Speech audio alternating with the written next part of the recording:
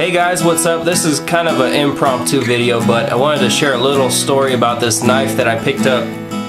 It's complete garbage, honestly. It's not a very good quality knife at all, but for those of you knife lovers, you might find this kind of funny.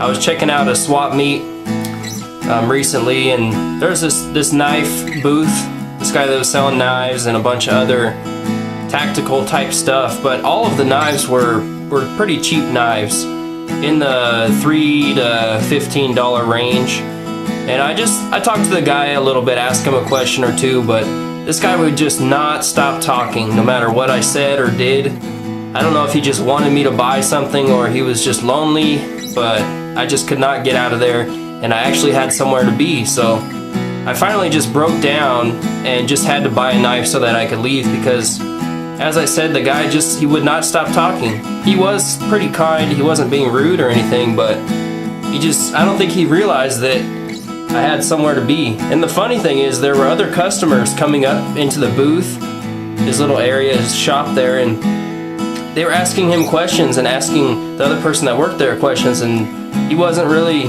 paying attention to them, because I guess he just wanted to talk about knives with me. But you know, it was pretty funny. So I bought this knife. It's a cheap little assisted opening knife, you know, 440 stainless steel. It's got a real cheap coating on the blade. The lockup is not tight at all. The liner lock in there is extremely thin. The spring's actually pretty aggressive when you open up the knife. I mean, for such a cheap knife, it was $5. But I wouldn't carry this thing if my life depended on it. Probably. I mean, I know some people don't have the money to buy really nice knives, but this was kind of I'm just going to keep this knife kind of to remember the story. You can see the blade centering is way off on this thing. Not centered at all. And I tried to adjust it a little bit, but didn't really help much.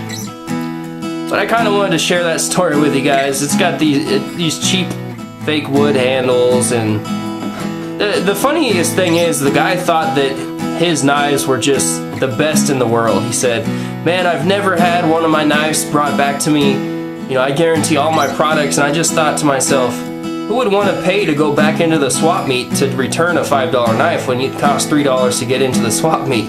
So, I mean, I would return this one, but I'm not rude like that.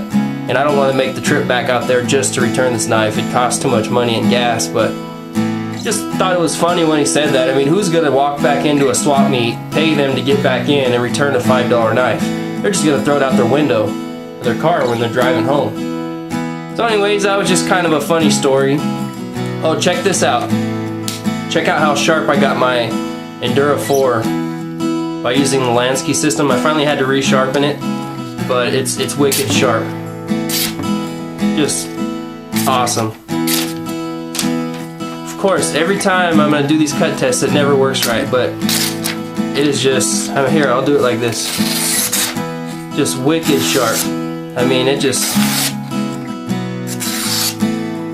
put a great edge. It's a great sharpening system. I still recommend it. I wish that the handles and the ergonomics were a little bit easier to hold, but just put a great edge on this VG10. Now, it did take a little while to sharpen.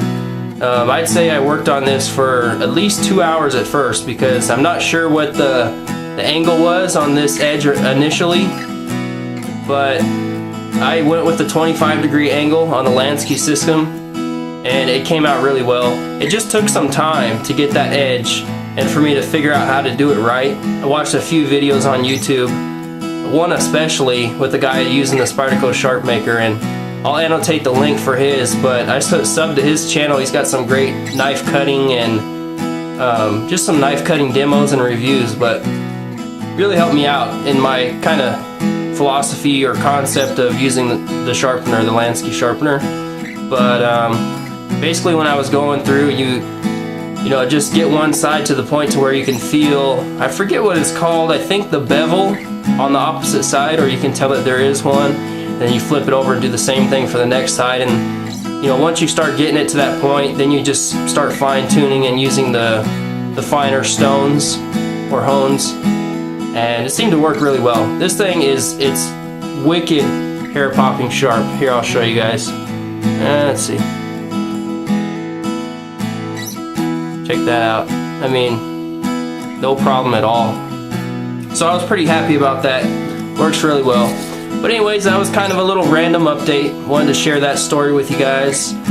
Hope everyone's doing well, and hope you have a great week coming up. Take care. I'll see you later.